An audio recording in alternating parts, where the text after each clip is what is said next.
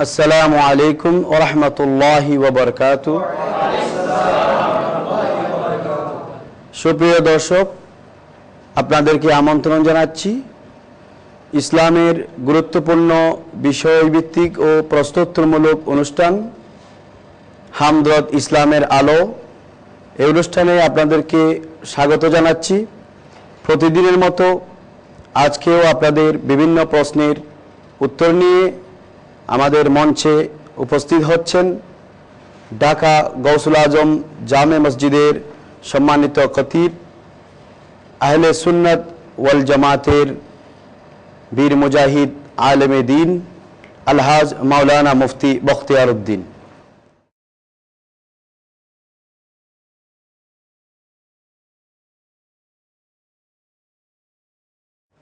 আসসালামু আলাইকুম ওয়া রাহমাতুল্লাহি ওয়া বারাকাতুহু। আলহামদুলিল্লাহি রাব্বিল আলামিন ওয়াল আকিবাতু লিল মুত্তাকিন ওয়াস সালাতু ওয়াস সালামু আলা সাইয়্যিদিল আমবিয়া ওয়াল মুরসালিন ওয়া আলা আলিহি ওয়া আসহাবিহি ওয়া আহলি বাইতিহি ওয়া ইতরাতিহি আজমাইন, আম্মা বাদ। প্রিয় উপস্থিতি, অন্যান্য দিনের মতো আজকে আপনাদের সামনে আমরা উপস্থিত হয়েছি। আজকে একটি বিষয় নিয়ে আমরা আলোচনা করার চেষ্টা করব, সেটি হচ্ছে ইলমে দ্বীন এবং উলামায়ে দ্বীনের ফজিলত সম্পর্কে। আল্লাহ পাক রব্বুল আলামিন কোরআনে কারীমে ইরশাদ করেছেন, হাল ইয়াস্তাবিল্লাযীনা ইয়ালামুন ওয়াল্লাযীনা লা ইয়ালামুন। যারা জানে এবং যারা জানে না তারা কি সমান হতে পারে? নিশ্চয় সমান হতে পারে না। আল্লাহ পাক রব্বুল আলামিন আরো ইরশাদ করেছেন, ফাসআলু আহলা যিকরি ইন কুনতুম লা তা'লামুন। তোমরা যে সমস্ত বিষয় জানো না, যারা জানে তাদের কাছ থেকে তোমরা জেনে নাও। ইলমে দ্বীনের ফজিলত রব্বুল আলামিন বিভিন্নভাবে আমাদেরকে কোরআনে কারীমের মাধ্যমে শিক্ষা দিয়েছেন। কোরআনে কারীমের সর্বপ্রথম আয়াত, সর্বপ্রথম শব্দটাই তো শিক্ষা। ইকরা, ইকরা বিসমি রাব্বিকাল্লাযী খলাক। অর্থাৎ পড়তে হবে আমাদেরকে, জানতে হবে, শিখতে হবে এবং আমল করতে হবে। আমল করার জন্য জানতে হবে, আর জানার জন্য শিখতে হবে, আর শেখার জন্য যিনি জানেন তার কাছে যেতে হবে। হুজুর নবী করিম সাল্লাল্লাহু আলাইহি ওয়াসাল্লাম ইরশাদ করছেন, কুন আলিমান আও মুতাআল্লিমান আও মুস্তামিআন আও মুহিব্বান লাহু। যে তুমি আলেম হওয়ার চেষ্টা করো, যদি হতে না পারো আলেমের ছাত্র হয়ে যাও, তাও যদি সম্ভব না হয় আলেমে দ্বীন যে কথাগুলো বলবে সে গভীর মনোযোগ দিয়ে সেই সমস্ত কথা শ্রবণ করার চেষ্টা করো, তাও যদি কোনো কারণে সম্ভব না হয়, আও মুহিব্বান লাহু, তুমি আলেমে দ্বীনকে, হকানি রব্বানি আলেমকে তুমি মহব্বত করো, ভালোবাসো। ওয়ালা তাকুনিল খামিস, পঞ্চম নম্বরে যাওয়ার তুমি চেষ্টা করো না। এই যে একটা হাদিস নবীজির, যে কোন আলেমান, তুমি আলেম হওয়ার চেষ্টা করো। আলেম বলতে সত্যিকার যিনি কোরআন এবং হাদিস গবেষণা করেন, সেখান থেকে আবিষ্কার করে মানুষদেরকে শিক্ষা দেন। এক কথায় আল্লাহ এবং রাসূলের পথে পরিচালিত করার জন্য যত কিছু প্রয়োজন তিনি সেই দায়িত্ব পালন করে থাকেন। তিনি হচ্ছেন হক্কানি আলেম। একজন আলেমের প্রতি শ্রদ্ধা, ভালোবাসা, মহব্বত যদি থাকে, তার রেজাল্ট কি হবে? হাদিস শরীফে এসেছে, হাশরের ময়দানে জান্নাতবাসীরা জান্নাতে যাওয়ার জন্য সারিবদ্ধভাবে দাঁড়াবেন। এক যুবক সেই দৌড়াতে থাকবে, কারণ সে বেহেশতে যাওয়ার সার্টিফিকেট এখনো পায়নি। সে খুঁজে বেড়াচ্ছে কোনো পরিচিত কোনো মুখ পাওয়া যায় কিনা, তার সাথে যোগাযোগ করে অন্তত তার সাথে বেহেশতে যাওয়া যায় কিনা। খুঁজতে খুঁজতে পাওয়া গেল বেহেশতে যাওয়ার জন্য যারা সারিবদ্ধ দাঁড়িয়েছে, সেখানে একজন ব্যক্তি তাকে চেনা চেনা মনে হয়। যুবক ওই ব্যক্তির কাছে গিয়ে বলবে, আমার তারিফুনি, আপনি কি আমাকে চেনেননি? আল্লাহর প্রিয় বান্দা বলবে যে তুমি কে? বলে আমার তারিফুনি, আপনি কি আমাকে চেনেন নাই? বলে না তো, তোমাকে আমি তো এখনো ঠিক চিনতে পারিনি।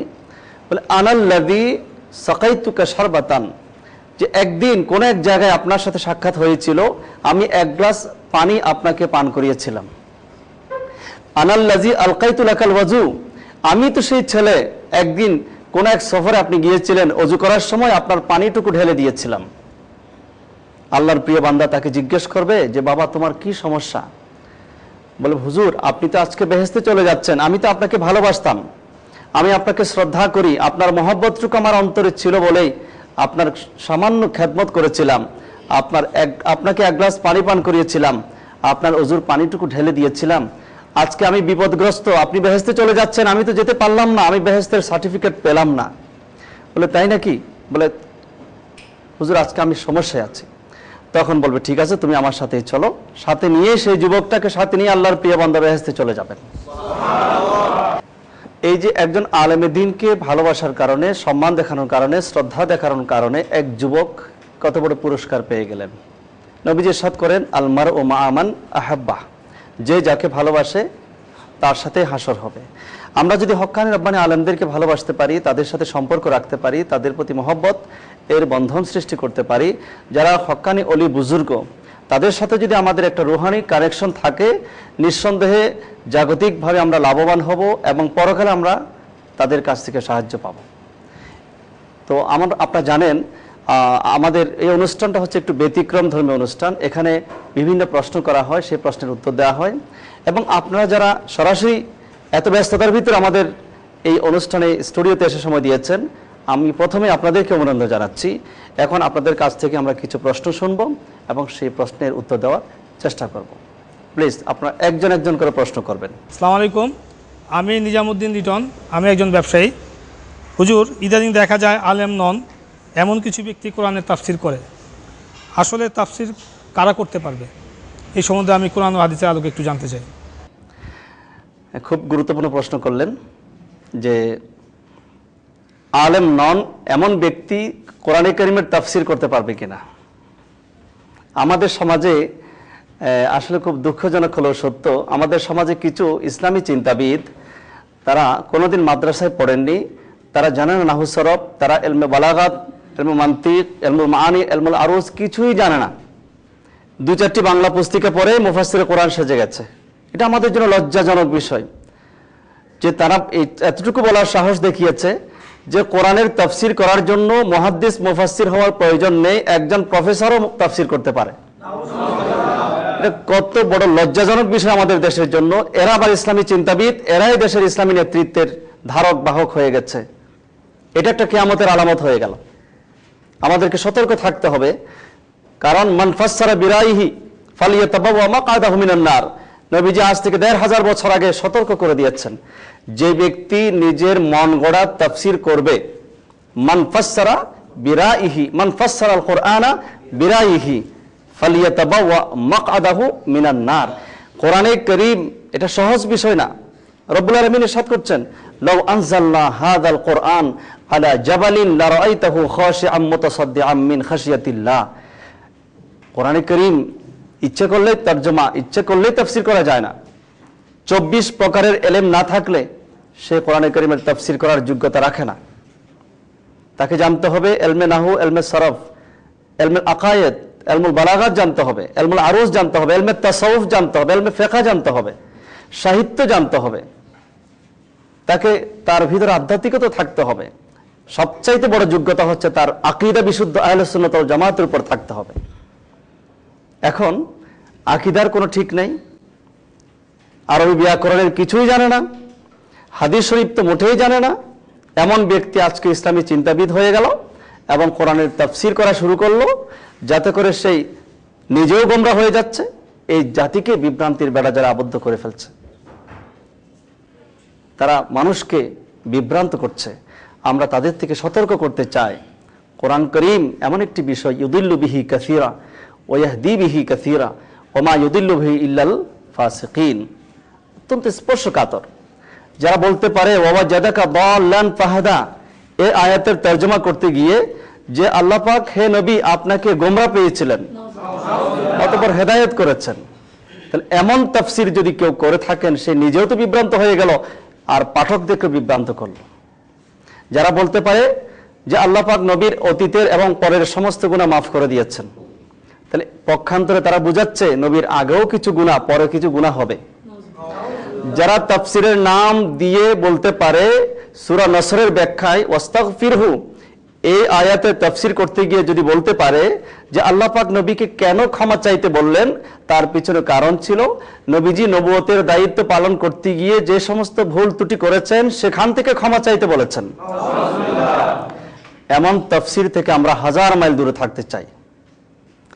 ওই যে আপনার প্রশ্ন, আলেম নন এমন ব্যক্তি যদি তাফসীর করেন, যারা সাংবাদিক, পেপার বিক্রেতা, হকার যদি মুফাসসির হয়ে যায়, তাহলে তো এমন অবস্থা হবেই। বাংলা প্রফেসর, পলিটিক্যাল সায়েন্সের প্রফেসর যদি মুফাসসিরে কোরআন হয়ে যেতে চায়, তাহলে তো এই অবস্থা হবে। দেশ এবং জাতির, মুসলিম মিল্লাতের 12টা বাজাবে তারা। সুতরাং এই সমস্ত ভণ্ড মুফাসসিরের কাছ থেকে আমরা মুক্তি পেতে চাই। সুতরাং যারা আলেম নন তাদের কোনো অধিকার নাই কোরআনে কারীমের তাফসীর করা। কোরআনে কারীমের তাফসীর করার জন্য তাকে অবশ্যই একজন ভালো আলেম হতে হবে। আশা করি বিষয়টা আপনারা বুঝতে পেরেছেন। এর নেক্সট কোয়েশ্চেন। ইসলামের আলো। আমার আরও একটি প্রশ্ন আছে, সেটা হলো আখেরি চাহার সোমবার কি? ইসলামের আলোকে এই বিষয়টা বললে আমি উপকৃত হব। জি, আপনি একটি গুরুত্বপূর্ণ বিষয় সম্পর্কে জানতে চেয়েছেন। আপনি জানতে চেয়েছেন আখেরি চাহার সোমবার কি এবং এটার ফজিলত সম্পর্কে আপনি জানতে চেয়েছেন। আখেরি চাহার সোমবার, চাহার সোমবার শব্দটা ফার্সি শব্দ। চাহার সোমবার শব্দের অর্থ হচ্ছে বুধবার, আর আখেরি মানে তো আপনি বুঝতে পেরেছেন শেষ বুধবার। অর্থাৎ এটার একটা প্রেক্ষাপট আছে। আমাদের দেশে শিক্ষা প্রতিষ্ঠান সেদিন ছুটি ঘোষণা করা হয়, কিন্তু দুঃখজনক হলেও সত্য, আমার দেশের ছেলেরা, আমার দেশের স্কুল, কলেজ, বিশ্ববিদ্যালয়ের ছেলে মেয়েরা সেদিন ছুটি ভোগ করে, কিন্তু জানে না আসল বিষয়টা কি। পহেলা বৈশাখের ছুটি ভোগ করে, জানে সেটা কি। আখেরি চাহার সোমবার ছুটি ভোগ করে, কিন্তু জানে না সেটা কি। এই হলো আমাদের মুসলিম নতুন প্রজন্মের ছাত্র ছাত্রীদের করুণ অবস্থা। আখেরি চাহার সোমবার হচ্ছে শেষ বুধবার। কিসের শেষ বুধবার? আমাদের প্রিয় নবী হুজুর মুহাম্মদুর রাসূলুল্লাহ সাল্লাল্লাহু আলাইহি ওয়াসাল্লামার জাহিরি হায়াতের, জাহিরি জীবনের শেষ বুধবার, সফর মাসের শেষ বুধবার, হায়াতের শেষ বুধবার না, সফর মাসের শেষ বুধবার নবীজি একটু বাহ্যিকভাবে অসুস্থ ছিলেন। কিছুদিন অসুস্থ থাকার পর সফর মাসের শেষ বুধবার একটু সুস্থতা অনুভব করলেন। সুস্থতা অনুভব করার পর এই খবর যখন হযরত বেলাল রাদিয়াল্লাহু তাআলা আনহু জানলেন এবং আরেকদিকে হযরত আবু হুরায়রা রাদিয়াল্লাহু তাআলা আনহু যখন জানলেন, তারা দুইজনে এত খুশি হয়েছিলেন, তারা মসজিদ থেকে বের হয়ে যাকে যেখানে দেখেছেন সেখানে সেই সুসংবাদ দিয়েছেন যে আজকে আমাদের প্রিয় নবী সুস্থ হয়ে উঠেছেন। এই সংবাদ মুহূর্তে সাহাবায়ে কেরামের ঘরে ঘরে পৌঁছে গেল। হযরত আবু বকর সিদ্দিক রাদিয়াল্লাহু তাআলা আনহু খুশি হয়ে তিনি 5000 দিনার, 5000 দিরহাম গরিব মিসকিনদের কাছে দান করে দিয়েছিলেন। হযরত ওমর ফারুক আযম রাদিয়াল্লাহু তাআলা আনহু শুনে তিনিও পিছিয়ে নেই, তিনি 7000 দিরহাম গরিব মিসকিনদের কাছে দান করেছিলেন। হযরত ওসমান গনি জিন্নুরাইন রাদিয়াল্লাহু তাআলা আনহু তিনি তো একটু অপেক্ষাকৃত ধনী ছিলেন, তিনি দান করলেন 10000 দিরহাম। আশরা মুবাশশারার অন্যতম সাহাবী হযরত আব্দুর রহমান ইবনে আউফ রাদিয়াল্লাহু তাআলা আনহু তিনি বলেন আমি সবার উপরে থাকতে চাই। তিনি 100 ওট কোরবানি করে সাহাবায়ে কেরাম এবং গরিব মিসকিনদের মেহমানদারির ব্যবস্থা করেছিলেন। এই যে বিষয়টা কি, কেউ 5000, কেউ 7000, কেউ 10000 এবং কেউ 100 ওট জবে করে এই যে আপ্যায়ন করছেন, খুশি উদযাপন করছেন, তার পিছনে কারণ হচ্ছে একটাই, যে নবীজি সুস্থ হয়েছেন। এটার খুশি, এটার আনন্দ যুগ যুগ ধরে চলে আসছে। সেটা পরবর্তীতে এই পর্যন্ত আসছে 1500 বছর পর, এখনো আবহাওয়ার কাল ধরে সেই রীতি, সেই কালচার, মুসলমানদের সেই ঐতিহ্য এখনো চলে আসছে। আমরাও সেই খুশি উদযাপন করে ইবাদত বান্দিগি করতে পারি, দান সদকা করতে পারি। এবং বুজুর্গানে দিন কিছু আমল দিয়েছেন, ওই দিন কিছু তাবিজ লিখে পানির মধ্যে ভিজিয়ে খাওয়া এবং গোসল করা, তারা এটার ফজিলত বর্ণনা করেছেন। এইভাবে যদি কেউ করে থাকে, আগামী একটি বছর পেয়ারা নবী সাল্লাল্লাহু আলাইহি ওয়াসাল্লামের সুস্থতার এতটুকু খুশি, এতটুকু শুকরিয়া আদায় করার কারণে আল্লাহ পাক রব্বুল আলামিন তাকে একটি বছর সুস্থ রাখবেন। সুবহানাল্লাহ। এই হলো আখেরি চাহার সোমবার ইতিহাস। যে জাতি ইতিহাস জানে না সেই জাতি অন্ধ। আমার নবীজির প্রতিটি জীবনের প্রতিটি আচার আচরণ, চলাফেরা, উঠা বসা সাহাবায়ে কেরাম যেইভাবে ফলো করতেন, কিভাবে তিনি বসতেন, কিভাবে উঠতেন, কিভাবে চলতেন, কিভাবে খেতেন, কিভাবে নামাজ পড়তেন, সবকিছু তারা অনুসরণ করতেন। এই জন্য সাহাবায়ে কেরাম হচ্ছেন শ্রেষ্ঠ মানুষ, পৃথিবীর শ্রেষ্ঠ মানুষ তারা। এমনকি বুখারী শরীফে আসছে, হুজুর যখন ওযু করতেন, ওযুর পানিগুলো নেওয়ার জন্য সাহাবায়ে কেরামের মধ্যে যুদ্ধ লেগে যেত। এই হলো নবী প্রেমের নমুনা। আমরাও নবীজিকে ভালোবাসি, নবীর প্রেমিক আমরা দাবি করি, কিন্তু সাহাবায়ে কেরামের হাজার ভাগের এক ভাগ আমরা এখনো আমাদের প্রেমের নমুনা দেখাতে পারি না। তো আখরি চাহার সম্ভব প্রতি বছর আমাদের কাছে আসে, প্রতি সফর মাসের শেষ বুধবার যখন আসবে, আমরা ওই স্মৃতিটুকু ধারণ করে আমরাও চেষ্টা করব হযরত ফারুক আজমের মতো, আমরাও চেষ্টা করব ওসমান গনি জিন্নুরাইনের মতো, হযরত সিদ্দিক আকবর মাওলা আলী শের খুদার মতো আমরা যেন দান সদকা করি, আল্লাহর দরবারে শুকরিয়া আদায় করতে পারি। আশা করি বিষয়টা পরিষ্কার হয়ে গেছে। আসসালামু আলাইকুম। আমার নাম মাহবুব আলম, ভোলা চরপেশন। আমার প্রশ্ন, একজন লোকের কি যোগ্যতা থাকলে ইমামতি করতে পারে? জি, আপনি জানতে চেয়েছেন যে ইমাম হওয়ার যোগ্যতা কি কি। আসলে বিষয়টা ফিকহ কিতাবের মধ্যে, সব কিতাবে আছে, অনেক যোগ্যতার দরকার একজন ইমাম হওয়ার জন্য। একজন মানুষ যে কেউ ইচ্ছে করলে কিন্তু ইমাম হতে পারে। ইমাম শব্দের অর্থ তো নেতা, আর বিশেষ করে আমাদের পরিভাষায় ইমাম হচ্ছে মসজিদে যিনি ইমামতি করেন। এটার ব্যাখ্যা অনেক, আমি সেদিকে যাব না। মসজিদে যিনি ইমামতি করবেন কিংবা নামাজে যিনি ইমামতি করবেন, যার পেছনে আমরা সাধারণ মুসল্লিরা ইক্তেদা করব, সেই ইমামের যোগ্যতা কি? প্রথমত তার উপর নামাজ ফরজ হতে হবে, মুসলমান হতে হবে, আকেল হতে হবে, বালেগ হতে হবে, মাসলা মাসাইল সম্পর্কে অবগত হতে হবে, কোরআন কারীম বিশুদ্ধভাবে পড়তে জানতে হবে। আমি আমার দৃষ্টিতে অনেক যোগ্যতার ভিতরে সবচাইতে বড় যোগ্যতা হচ্ছে তার আকীদা বিশুদ্ধ হতে হবে। আকীদা কি? আকীদা হচ্ছে তার আহলে সুন্নাত ওয়াল জামাতের আকীদার উপর প্রতিষ্ঠিত থাকতে হবে। কারণ আমার নবীজি ১৫০০ বছর আগে সতর্ক করে দিয়েছেন যে আমার উম্মত ৭২ দলে বিভক্ত হবে, কুল্লুহুম ফিন্নার, সবগুলো জাহান্নামে যাবে, ইল্লা মিল্লাতাল ওয়াহিদা, একটি মাত্র দল জান্নাতে যাবে।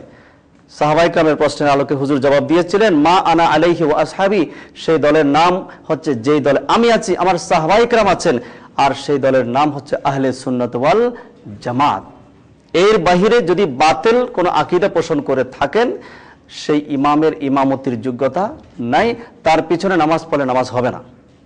মুসলিম শরীফের মুকদ্দমার মধ্যে হুজুর নবী করিম সাল্লাল্লাহু আলাইহি ওয়াসাল্লাম ইরশাদ করছেন যে আমার সায়াতি জামানুন আলা উম্মতি, আমার উম্মতের মধ্যে এমন একটা যুগ আসবে যখন সেখানে একদল আলেম সৃষ্টি হবে, তারা এমন কিছু কথা বলবে, ইউহাদ্দিসুনা, তারা এমন কিছু কথা বলবে, মা লাম তাসমাউ আনতুম ওয়ালা আবাউকুম, যে সমস্ত কথা তোমরা জিন্দেগিতে শোনো নাই, তোমরা না তোমাদের বাপ দাদারা কোনোদিন শোনেনি, সেই সমস্ত কথা বলবে।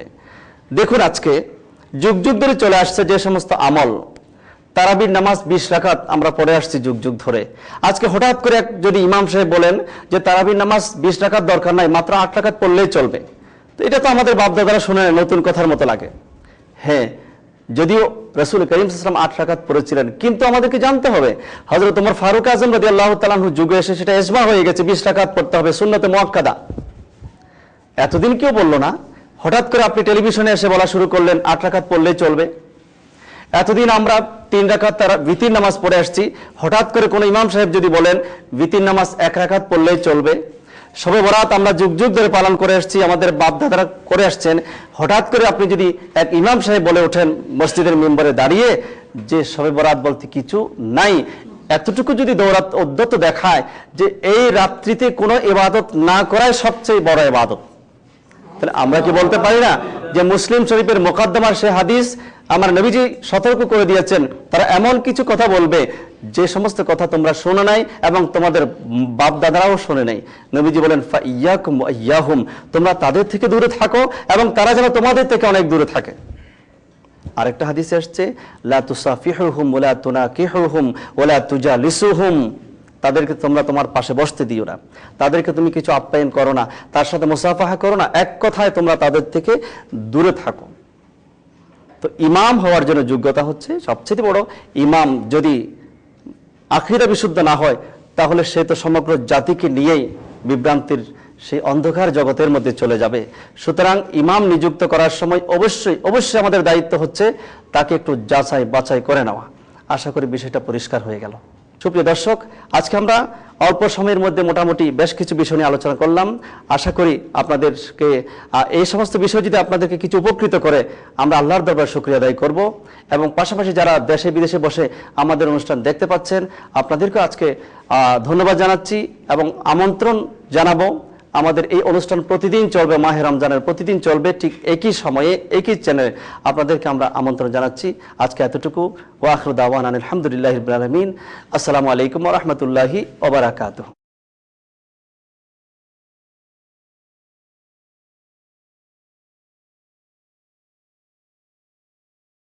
আলহামদুলিল্লাহ।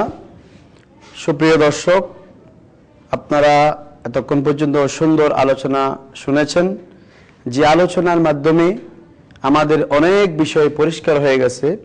তন্মধ্যে প্রকৃত আলেমে দ্বীন যারা, আল্লাহ পাক রব্বুল আলামিনের প্রিয় বন্ধু আউলিয়ায়ে কেরাম, মহান আলেমে দ্বীন যারা, তাদের ব্যাপারে কোরআন এবং হাদিসের আলোকে অত্যন্ত শানদার বর্ণনা আপনারা শুনেছেন।